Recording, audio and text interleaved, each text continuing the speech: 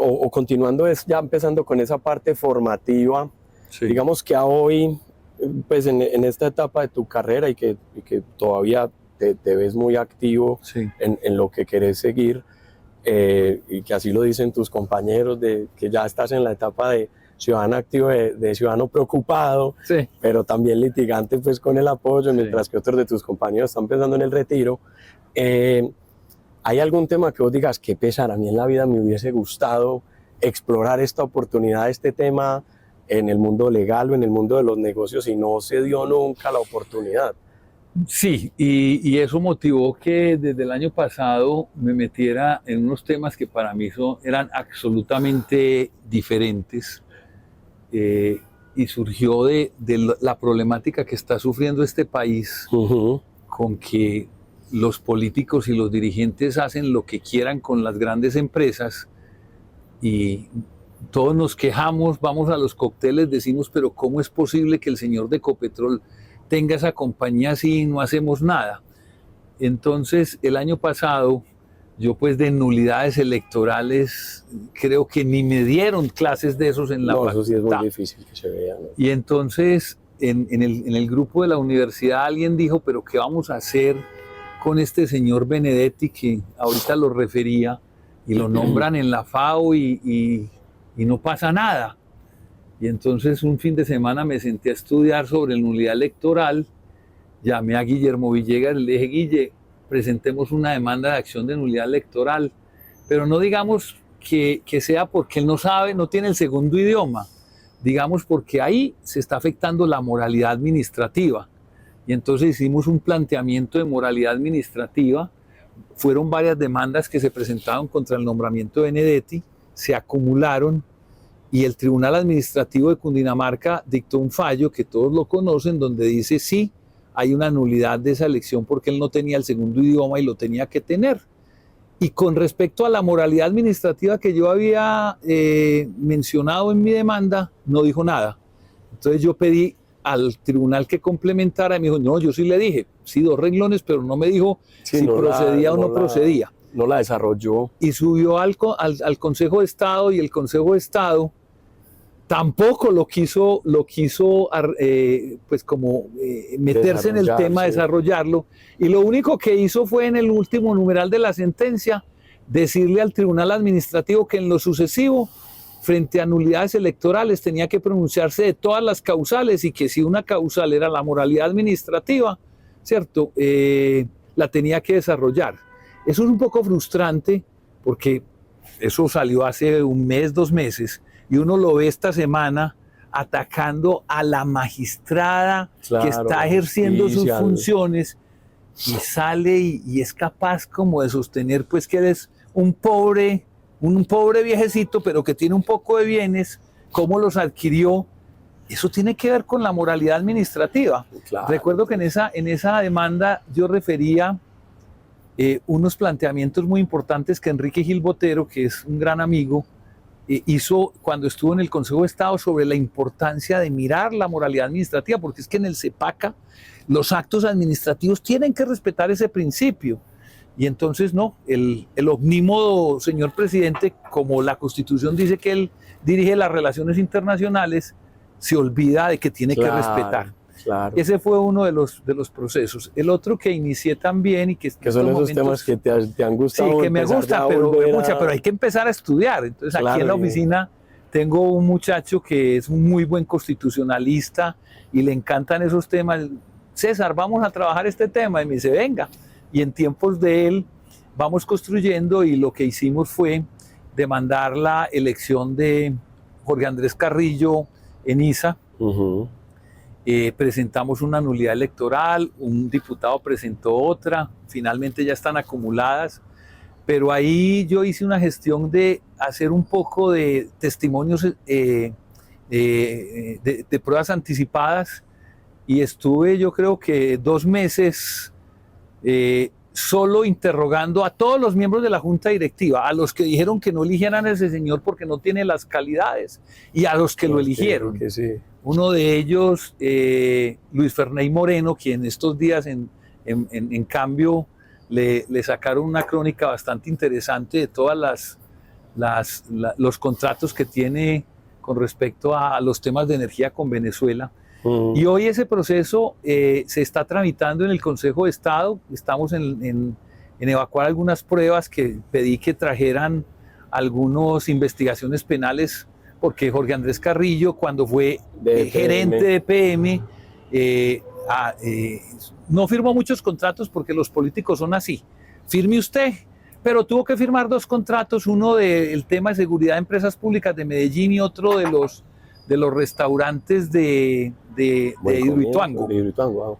Y hace un mes la personería le imputó cargos a Jorge Andrés Carrillo por los indebidos manejos en ese contrato, que en resumen lo que dijo es que el que se ganó la licitación de seguridad tenía que llevar una certificación de una compañía de seguros sobre unas pólizas, claro. Y como no la llevó, los empleados de ese entonces en empresas públicas le consiguieron la certificación. O sea, el contratante cumpliendo los requisitos del contratista. Muy duro. Aspiramos pues que el Consejo de Estado analice, ahí volvemos a mencionar el tema de la moralidad administrativa y mencionamos algunas informaciones que no corresponden a la realidad que dio él sobre su experiencia, y esperemos que el Consejo de Estado esta vez sí se ponga las pilas y aplique esa teoría de la moralidad administrativa.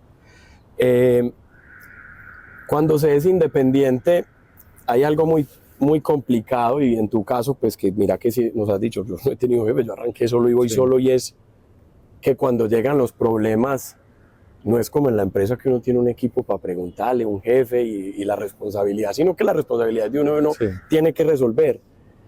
¿Quiénes eran esas personas y quiénes fueron esos a quienes tú llamabas cuando llegaba algo que querías contrastar tu visión versus la que el proceso tenía y necesitabas tener como esa parte de tranquilidad, decir, bueno, esta segunda opinión me está confirmando que lo que yo estoy haciendo está bien, o definitivamente yo por acá no sé por dónde, ¿a quién llamo?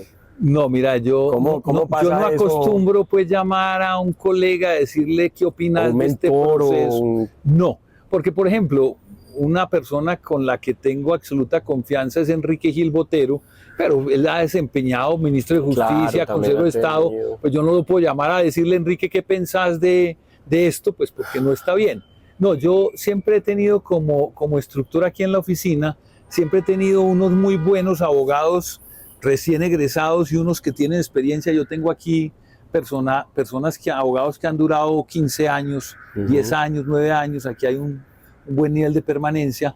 Entonces yo lo que hago es hacer ejercicios con el grupo de abogados que tengo en la oficina y hacer, venga, hagamos de abogado el diablo. Usted no es el abogado que va a contestar la demanda, sino que usted es el abogado demandante, y a ver, contraarguménteme lo que yo estoy proponiendo como defensa. Entonces, es al interior de la firma. Hoy tenemos pues un grupo grande, 18 abogados, pero cuando comencé que nada más tenía uno, cuando tuve 2, siempre ha sido en ese equipo, porque me parece que es mucho, pues puede resultar mucho más efectivo en el mismo grupo. Qué bien. Indudablemente pues que a veces en temas muy puntuales uno llamará a un experto, vos qué opinás, o le pide al cliente, ¿por qué no contratamos a alguien que tenga experiencia en este tema, que no lo manejamos?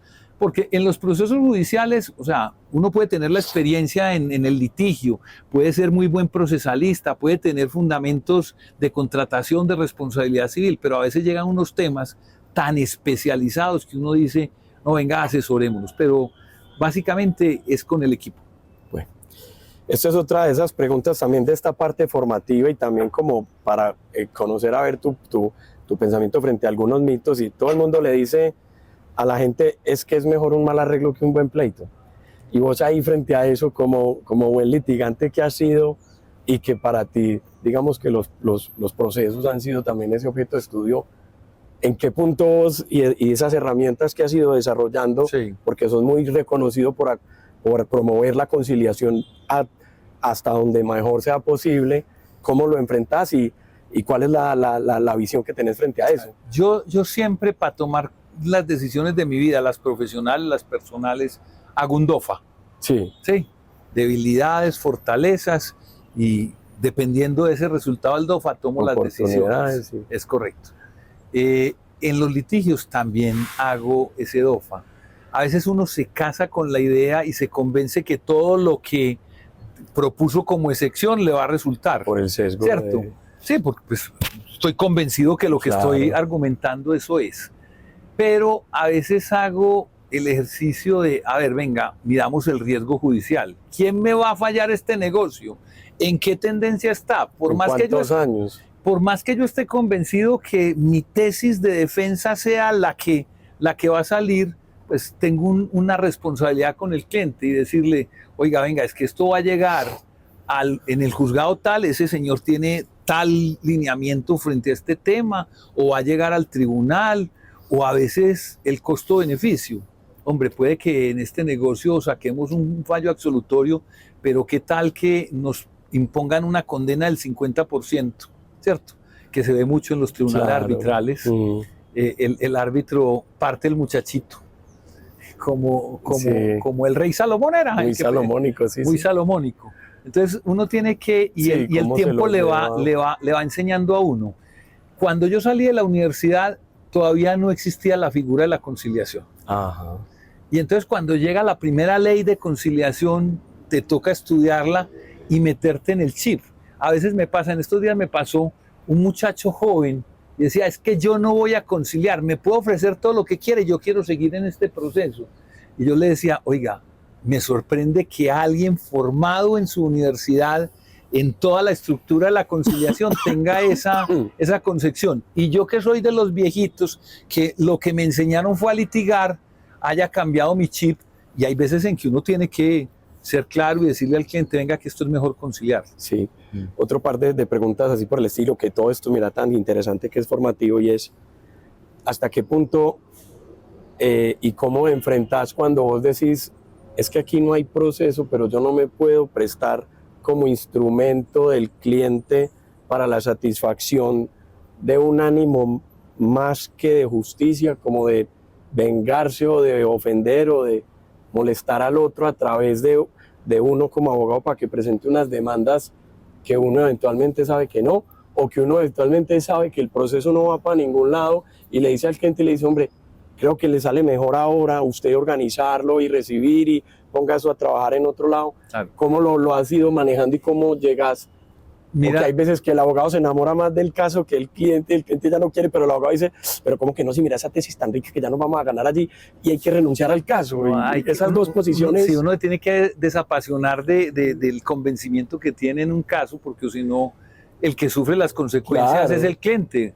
Yo tengo un dicho, los casos los gana el abogado y los pierde el cliente. Ah, no, eso es que pasa generalmente. Y entonces, por ejemplo, en temas de responsabilidad civil, a uno le llega aquí un caso de un accidente automovilístico en el cual no hay nada que discutir sobre la responsabilidad. Ese señor asegurado iba embriagado, se pasó el semáforo en rojo y le causó la muerte a una persona. La discusión está en la cuantía del daño, porque pues, los abogados litigantes por activa a veces formulan unas pretensiones muy exageradas. Entonces uno lo que tiene que hacer, y me toca a veces, alguno de mis asistentes me dice, ay, ¿por qué no alegamos una culpa a la víctima? ¿Pero qué? ¿Qué vas a decir? No, metámonos en la defensa solo a discutir el elemento del daño, porque ahí es donde está la fortaleza. Pase agachado, no vaya a aceptar pues que la responsabilidad, pero no formule ninguna excepción. Eso lo va aprendiendo uno con el tiempo y pues uno tiene que ser muy claro. Hay casos que es sostenible esta teoría y aquella. Sí, entonces uno dice, bueno, trabajémoslo. Sobre todo pues nosotros que hacemos por pasiva, ¿cierto? Pero hay casos en los cuales uno dice, hombre, aquí lo único que hay que hacer es discutir cuánto hay que pagarle a ese señor. Entonces uno lo que hace en esos casos es o procurar la conciliación antes de contestar la demanda, o contestar la demanda y llegar con ánimo conciliatorio, y si no tiene una contraparte que quiera arreglar porque tiene unas expectativas también muy altas, pues esperar, convencer al juez con pruebas de que eso no vale 1.000 sino 500. Claro. Ya vamos terminando, antes muchas gracias por todo. No, señor, como nos va cogiendo el sol y las ganas de ir a almorzar.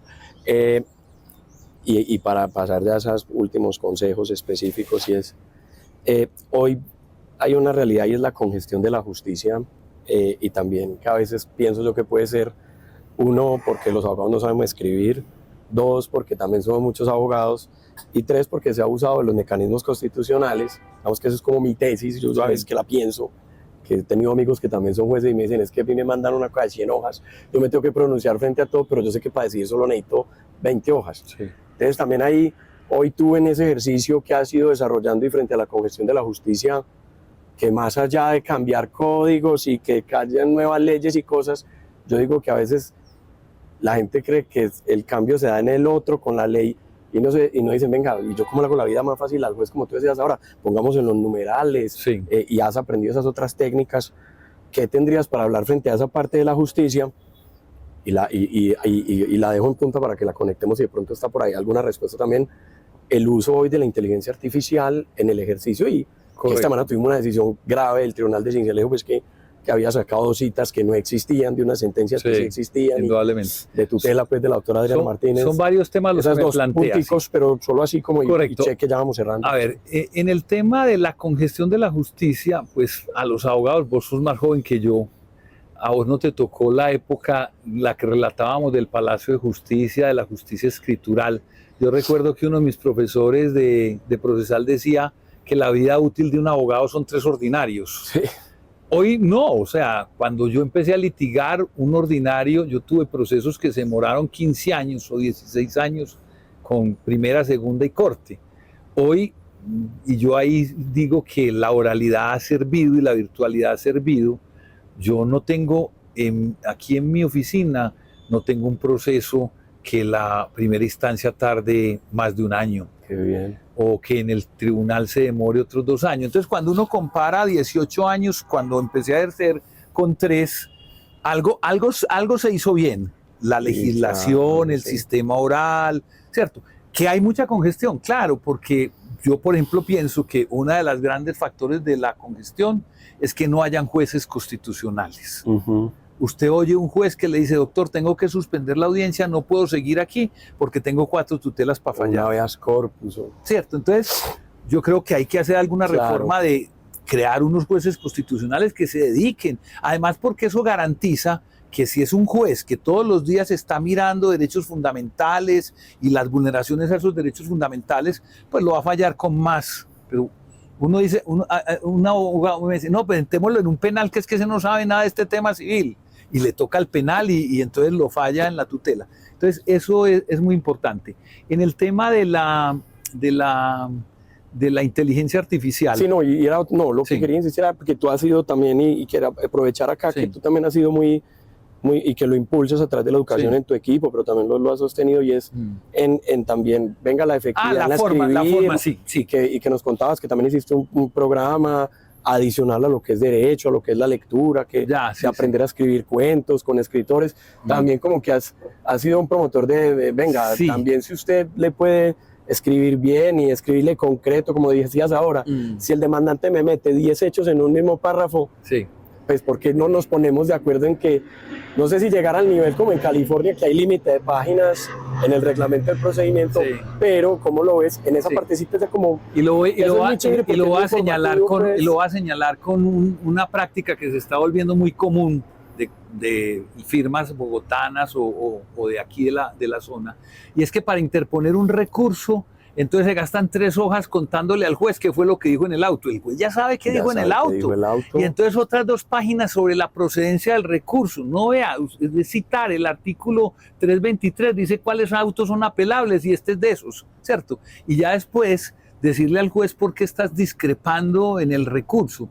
Porque es que cuando uno coge y hace un escrito de apelación, ¿cierto?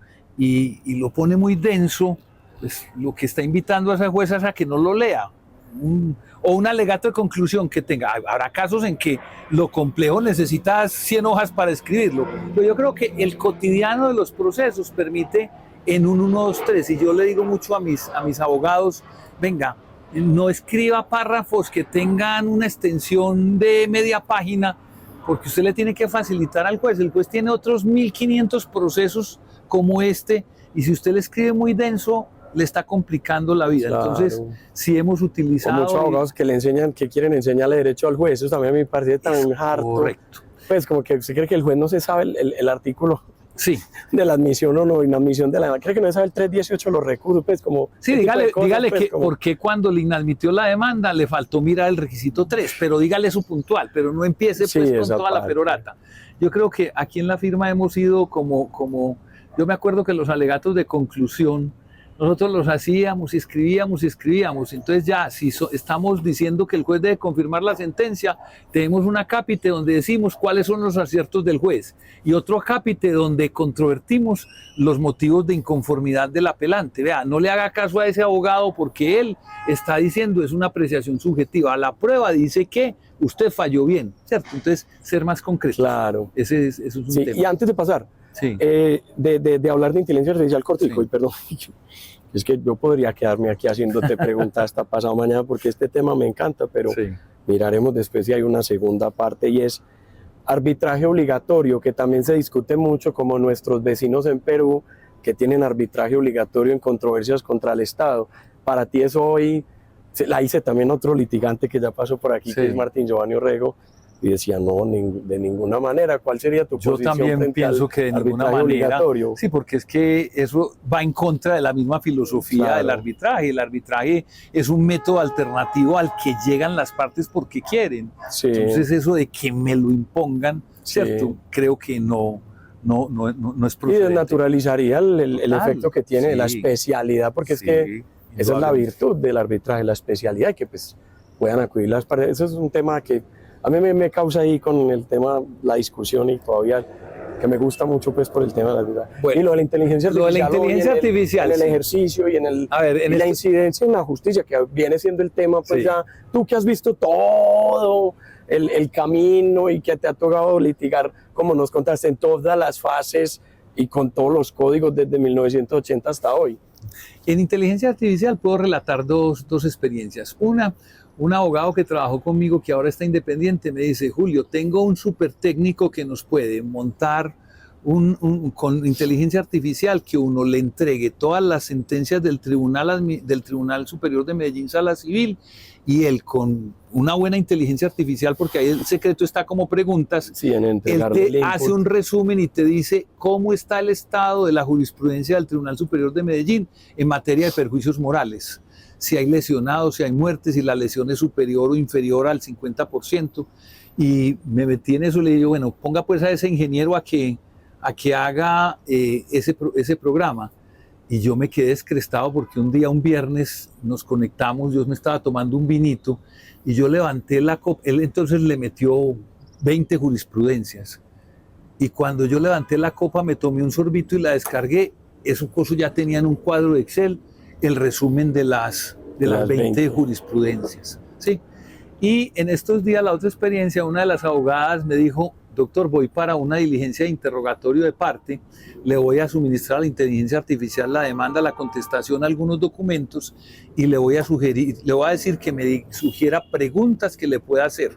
Ella ya había hecho el escrito de interrogatorio, y cuando me mostró, desde luego eso le falta todavía, pero cuando me mostró las preguntas que ella había elaborado con las de la inteligencia artificial, yo dije, uy, juepucha, esto lo vamos a tener que implementar con mucho cuidado. Sí, porque ¿cierto? Eso todavía igual no sabe la estrategia que hay detrás de.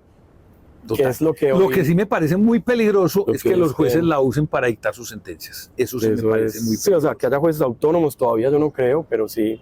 No, y también los excesos que hoy ya encontramos eso, que los jueces se equivoquen o que las contrapartes te citen un fallo. Lo decía también Juan Bernardo Tascón, que pasó por acá por el programa, decía, es que entonces tenemos un problema porque una contraparte nos cita un fallo que no existe e induce al juez a que le falle ese sentido, y es que el fallo no existe. Entonces todo lo que empieza hoy a generar para ustedes también y para nosotros, porque yo también estoy, pues, digamos, de este lado con menos carga de litigio con ustedes, porque yo tengo las dos, pero sí lo que eso implica es... Pero mire una anécdota, yo creo que ustedes recuerdan hace como cuando empezó la inteligencia artificial, un juez laboral de Cartagena que falló un negocio con inteligencia artificial. Sí.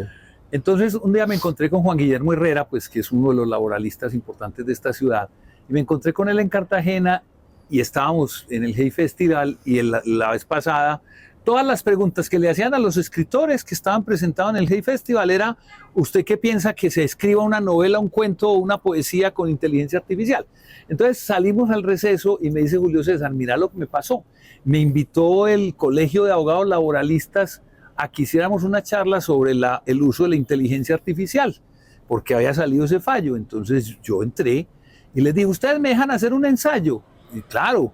Y entonces él puso la inteligencia artificial, le dijo, mira, ¿qué grado de certeza tiene cuando yo te utilizo a ti y me haces unas referencias jurisprudenciales? ¿Qué grado de certeza tengo yo que sí son y que están correctas y bien citadas? Y la inteligencia artificial le contestó, no te puedo decir que tengo un grado de certeza muy alta. Entonces él utilizó la inteligencia artificial para demostrarle a todos esos de los jueces y del Colegio de Abogados Laboralistas de la Costa que eso tiene sus peligros, pues. Sí, hoy también, por ejemplo, uno la puede utilizar mucho para hacer esquemas que le ayudan a explicarle a los clientes. Yo la he tenido como ayuda en los esquemas, sobre todo cuando uno tiene que explicar un negocio complejo, que si usted mientras lo lee en 60 páginas, usted le muestra el esquema y le dice, este es el esquema, pero venga, desarrollémoslo, que en la página tal le traje esto, en la página. Creo que esa parte como tú, sí, y por ejemplo, como lo relataban hay pleitos que tienen, preparando aquí, me contaban que eso lo has venido haciendo, sí, que eso,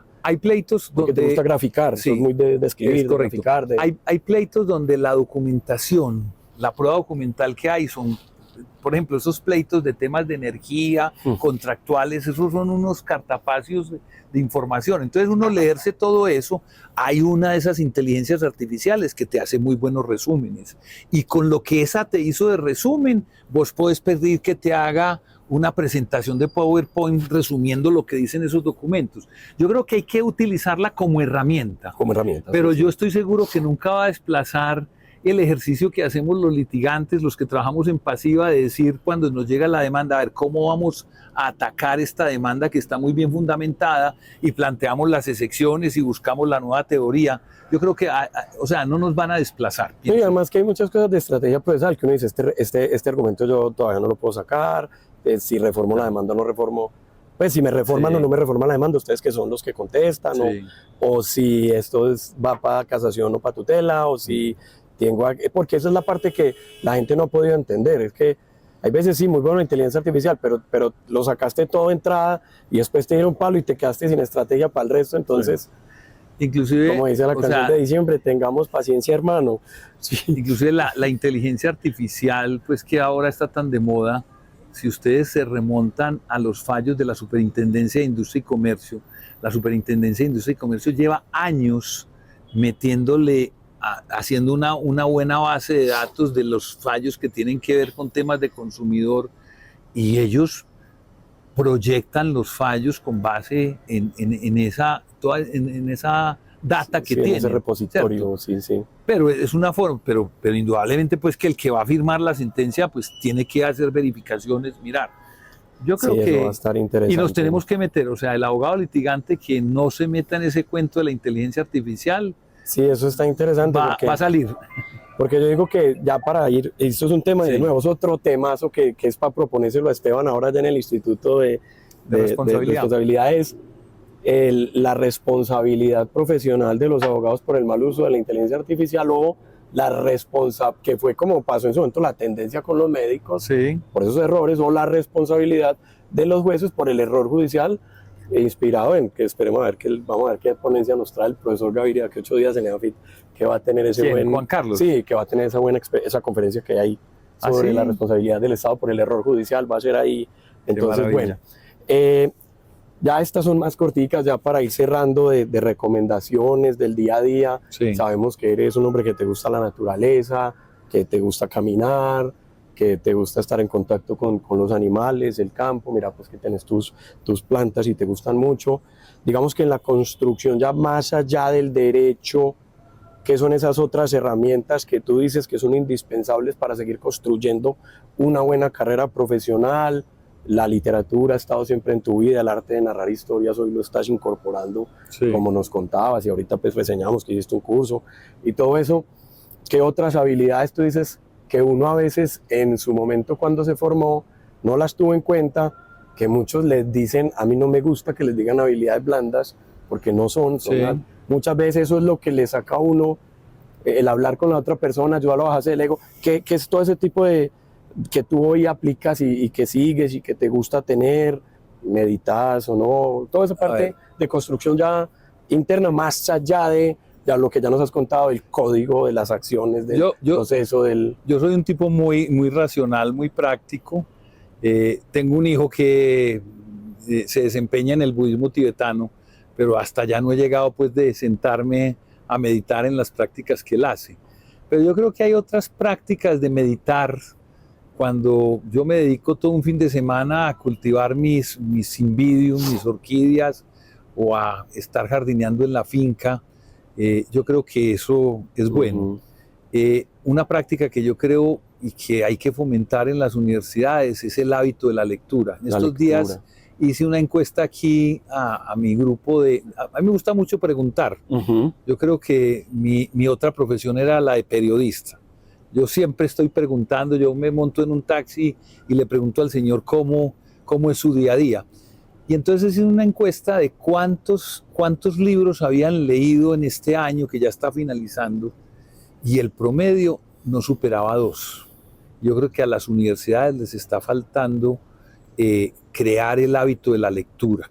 Y yo creo que para un litigante o para un abogado, en la literatura, en la poesía, en el cuento, en la novela, uno ve las construcciones y eso repercute en cómo escribís. Porque el que no lee no sabe cómo se escribe. Y si no sabe cómo se escribe, pues no va a escribir bien. Claro. Entonces, por ejemplo, el hábito de la lectura creo que hay que incrementarlo. Los temas pues de caminar, a mí me encanta caminar, me encanta la naturaleza. Yo me puedo ir 3 horas a un bosque y me tiro a escuchar una musiquita de jazz en ese bosque, y eso le permite a uno aclarar ideas. Cuando tengo casos así como complejos, yo en fines de semana no trabajo, pero sí como que me voy a esos refugios que tengo, un bosque, mis jardines en la finca, como a idear cómo es que voy, y a veces se me ocurre una cosa, o sea, compendiar eso de estar a toda hora en una oficina, yo creo que hace que, y por eso este espacio, por ejemplo, yo trabajo más aquí en esta terraza que en la oficina. ¿Por qué? Porque esto inspira, o sea, le da a uno tranquilidad, lo desconecta a uno un poquitico. Entonces yo creo que hay que, bueno, y una cosa que creo que también me cambió mucho como la concepción de la vida, fue un practición que hice de programación neurolingüística. Sí. Lo hice durante 6 meses, todos los sábados y los domingos, con una excelente profesora, del poder de la palabra y el programar, y uno con la palabra dar órdenes al cerebro. Eso es muy fundamental. A mí me parece que en las universidades está faltando, o sea, que no se queden enseñándole a los nuevos estudiantes tanta teoría. Y llamo la atención pues claro. Por ejemplo, ¿qué le enseñan a uno en las universidades de temas de práctica de litigio? Muy 3 casos del consultorio, sí, que se vuelven pues como una cosa, defender al que se robó la cadenita, el de la violencia familiar, y de pronto la queja de consumo. Eso es. Entonces yo creo que ahí sí falta que las universidades, no sé, hagan algo para formar en argumentación. Yo creo que hoy sí tienen clases de argumentación. Hay clases de argumentación, ¿cierto?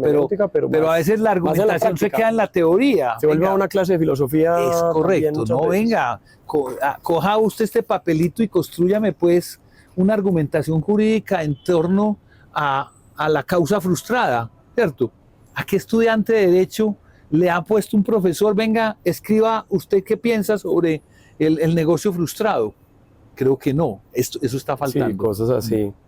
Y de cosas, y hoy pues el litigio es como un proyecto y tiene fases y tiene etapas y tiene recursos, y cómo has aprendido y trabajar en equipo, sí. Porque es que las pruebas las produce el cliente, pero entonces no es el cliente porque es un perito, entonces ¿cómo has aprendido esa coordinación que es como si fueras a ver si lo pongo en términos de música que sabemos que te gusta mucho. El director de orquesta.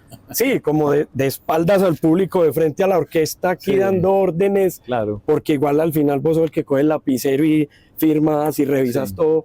Esa labor como que la reconoce tu equipo, que hablé pues con unas personas de equipo preparando esto y decía, Julio es un gran director y siempre nos dice cuál es el orden del día y cuénteme pues y el proceso, pero ojo pues que el proceso, el término está al día, pero necesitamos para tal día la preparación de quiénes van a dar los testimonios, dónde los vamos a llevar y sobre qué hechos y necesitamos pues que llamemos a este perito que faltó o hay que ir a hacer una visita y nosotros ver.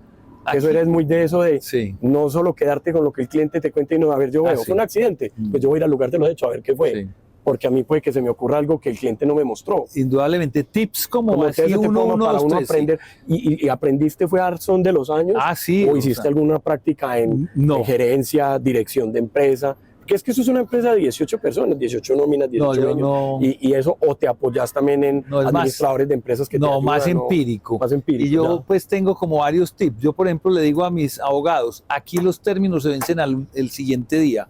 No espere los 20 días para presentar los alegatos, o los 10 días. Hágalos de una vez. Aquí nosotros terminamos pruebas y uno está fresquito, y si los alegatos van a ser dentro de un mes, siéntese a escribir ya. Soy muy enfático en que hay que hacer planeaciones del día. Ahí sí he traído pues expertos que enseñan el sistema ese de los pomodoros, todas esas cosas, el manejo del tiempo. Me gusta mucho formar la gente en eso, pero yo le digo, mire, si usted se sienta a trabajar y no hace un plan del día, olvídese que usted va a trabajar como a ver qué voy sacando, como si fuera un cosechador de café que va mirando a ver cómo va cogiendo ahí el café.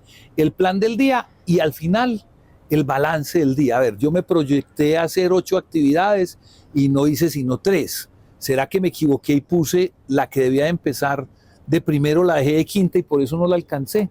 Entonces, en el tema de preparar las audiencias, de preparar las contestaciones, nosotros tuvimos un pleito en Hidroituango de unos caminos veredales y nosotros llegamos al proceso de llamados en garantía por una de los contratistas.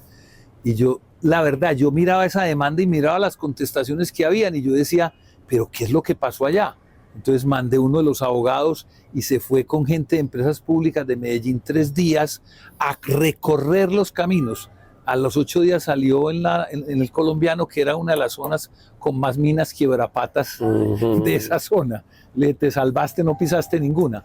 O cuando tengo un proceso de responsabilidad médica, me gusta, una vez tuve uno de un cliente, vea, yo no entiendo qué fue lo que pasó en la cirugía, yo quiero que me metan y que me expliquen cómo es una cirugía, porque es que, o sea, lo que decías vos, reconstruir, irme al lugar del accidente, caminar, porque es que una cosa es el video, otra el dibujito que hizo el guarda de tránsito, pero cuando estás, me acuerdo, tenemos una acción de grupo en el Tesoro, que uno va subiendo y que hay unas cositas que impiden subir, que la gente tiene que dar la vuelta y coger la superior para entrar.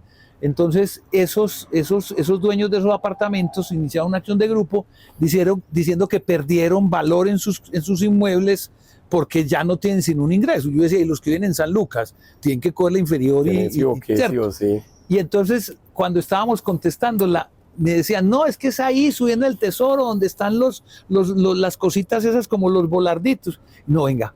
Yo para entender, vengámonos a recorrer eso, y nos fuimos y entendimos y miramos los edificios que eran los demandantes. Es una cosa bastante distinta. Yo ahí te regalo una frase que no sé si ya la habías escuchado, mi papá la decía mucho, que era pues un hombre del comercio del centro, y él me decía a mí, hijo, no hay lugar más peligroso para juzgar la realidad que un escritorio. Y él le decía a uno, mi hijo, usted cuando tenga un inconveniente, porque él era como mi consultor muchas veces con esa sensatez que mi padre los años le fueron dando, él me decía, usted cuando tenga un inconveniente escuche las dos partes, usted es abogado, y vaya y camine, y vaya mire, o si quedó mal hecha la camisa, lo mismo, mire a ver cómo están haciendo, dónde le están pegando los botones, pues en una manera de que él era como, que éramos un tema de comercio textil y confección. Entonces era eso bonito, no hay lugar más peligroso para juzgar la realidad que un escritorio. Me parece que es una frase linda que conecta con lo que estábamos hablando de lo que tú haces también como profesional. A uno a veces lo sorprende, uno está contestando una demanda y allá en las pruebas de pronto sale un video y dice, ay, es que esto era así, la entrada era por aquí, claro, no fuiste al sitio de los hechos y trabajaste con solo la prueba documental y no te hiciste una idea. Me parece muy sabia es una frase muy linda. Bueno, ya para ir terminando, recomendanos que vos digas, ve, estas son mis obras cumbres, que todos los abogados deben leer de literatura para aprender, de interrogar testimonios o de la motivación del ser humano, que aquí me contaban, vea, que es que Julio es un lector, el berraco casi que es un psicólogo, y eso es un berraco para hacer esos interrogatorios, uno hasta se asusta de dónde es que saca uno la literatura, es eso, la inspiración, los hermanos Karamazov, aquí ya nos han hablado varios profesores de eso. Para ti, tú dices, hombre, un abogado tiene que, no estamos hablando de derecho, porque ya de derecho sabemos cuáles son las obras cumbres, las del profesor Tamayo, sino esas otras que tú digas, es que en esa, el proceso de Kafka, etcétera, que tú digas, estas son las obras cumbres, o de cine, o como lo hace el profesor Martín Agudelo, que lo hace a través del cine, que tú digas, estas son, vea, esas 3 piezas que vale la pena que todos los abogados tengan. Y ya para terminar cerraríamos con ese consejo que quieres darnos después de esta lección de sabiduría. A ver, yo creo que se me escapa el nombre, pero se llama El arte de contrainterrogar. El arte de contrainterrogar. Es una traducción que hizo un abogado bogotano de un escrito de un litigante en Londres. Y entonces en ese escrito él dice tips para contrainterrogar o para interrogar. Entonces una de las preguntas que hace, ¿el testigo declaró en contra de tu teoría del caso? No, entonces no le preguntes, porque si tú le preguntas, le vas a dar la posibilidad de que declare en contra de tu teoría del caso. El proceso de Kafka me parece que es una de esas que uno tiene que leer. Y pues en la literatura, a mí me encanta o la cualquier poesía. Otro escritor que tú digas, este escritor a mí me ha marcado y me ha impactado para mi ejercicio. Sí, me parece una genialidad el ruido de las cosas al caer. De Juan Gabriel Vázquez. De Juan Gabriel Vázquez. Que no sé si sabías que fue abogado, sí, entregó su cartón y siguió la literatura. Acaba de escribir el de la escultora, se me escapa, Teodora o algo así. Y entonces ahí, por ejemplo, la historia de ese libro es una cosa fenomenal, porque es una escultora que se tuvo que exilar en París, muy amiga de García Márquez, y un día hay en un periódico que dice que esta señora, que se me escapa el nombre en estos momentos, murió de tristeza. Y él coge y se queda, pero muchos años, haciendo la reconstrucción de qué fue lo que pasó, conociendo cómo vivió en Bogotá, cómo salió exilada. Wow. Se inscribió en la academia en París, donde ella tomó las clases de escultura, ¿cierto? Entonces uno coge y lo traspola a lo que es el abogado, lo que veníamos hablando. Hay que ir al sitio, hay que no quedarse con lo que estás viendo en el escritorio. Y sí, yo leí lo que decía Juan Gabriel, ¿cierto? De su historia, de que era abogado. Entonces uno en una novela como esta de El río de las cosas al caer. Del río de las cosas al caer, o Felisa creo que se llama el libro. También tiene uno de Fausto Cabrera, el que es hoy el embajador en China, y uno leer ese libro de él, que es toda un recuento histórico de lo que fue el comunismo. Yo creo que eso, leyéndolo, ve uno y le sirve mucho para el ejercicio profesional. Y vuelvo, insisto, el que no lee no sabe cómo escriben otros, y el que no sabe cómo escriben otros, pues le va a ser muy difícil escribir. Claro, no, qué lindo. Quisiéramos, después de todas estas maravillosas lecciones y agradeciendo el tiempo y la experiencia que ya nos hemos pasado un poquito de lo que ya había dicho, ¿con qué quisiera cerrar esta maravillosa conversación esta mañana en este lugar tan lindo? Y gracias por recibirnos nuevamente en esta terraza. Con mucho gusto, Alirio. Para todas las generaciones que nos ven y que hoy admiramos la trayectoria profesional que has hecho, muy fiel a esa decisión de soy litigante, y lo que te decía, que eso es el arquetipo del litigante y principalmente defensor. Pues yo lo diría en varias frases. Uno, a todos los estudiantes y recién egresados de mi alma mater, de la UPB, no les dé miedo ser litigantes, ¿cierto? Porque a veces las formaciones que hacen las facultades de Derecho los van inclinando al mundo empresarial, al mundo de la academia. No es un mundo fácil, pero es un mundo donde tienes la independencia, donde tú puedes expresar tus ideas y no tienes a nadie que te diga, ¿cierto?, cómo tienes que expresar las ideas. Cuando uno es abogado empresarial, pues si al jefe no le gusta, cambie eso, porque eso no va con la filosofía de la compañía y no sé qué. Cuando uno es abogado litigante puede tener independencia y se desarrolla en el campo profesional muy bien. Segunda recomendación, vuelvan un hábito la lectura. Lean de lo que quieran. ¿Les gusta ciencia ficción? Con seguridad en un libro de ciencia ficción también van a aprender cosas. Tres, la tercera recomendación, a la vida hay que meterle, a más del tema profesional y el ejercicio de la profesión, que dedicamos gran parte del tiempo, una parte a dormir, otra parte, la más fuerte que dedicamos de un día, es la del trabajo, pero hay que tener otras actividades donde te conectes con otras cosas. Hay que darle un tiempo a la familia, hay que darle un tiempo a los amigos y tener algún hábito, por ejemplo, caminar, o si te gusta la jardinería, o si te gusta hacer pintar, porque cuando uno se queda nomás como en el tema profesional, le va perdiendo los encantos de otras cosas que en la vida también son muy importantes. Yo, por ejemplo, pues no hay un fin de semana en que yo no me dedique unas horas a jardinear, y yo digo que ahí desconecto toda la presión que tengo a veces de la sentencia que salió, que apelamos, el negocio que se perdió, el que se ganó. Yo hoy lo descargo, toda esa energía, porque llega uno con estos hombros así todos pesados, los descargo con una tijerita y sentado en el piso, hablando con la matica y acariciándola, y en contacto con la tierra. Qué bonito. Bueno, después de este cierre y estas recomendaciones tan valiosas, muchas gracias a todos ustedes por haber presenciado otro episodio de Bloque 12 Video Podcast. Hoy con nuestro gran invitado Julio César Yepes Restrepo, abogado litigante, como quedó claro, fundador del Instituto Antioqueño de Responsabilidad Civil y del Estado, IARCE, quien les habla, Alirio Giraldo Aristizábal, y en la producción María Luisa Londoño. Hasta un próximo episodio. Gracias, muchas gracias. Alirio, la verdad, sigue con este podcast, porque creo que vas a cambiar la óptica que puedan tener esos nuevos abogados bolivarianos. Muchísimas gracias.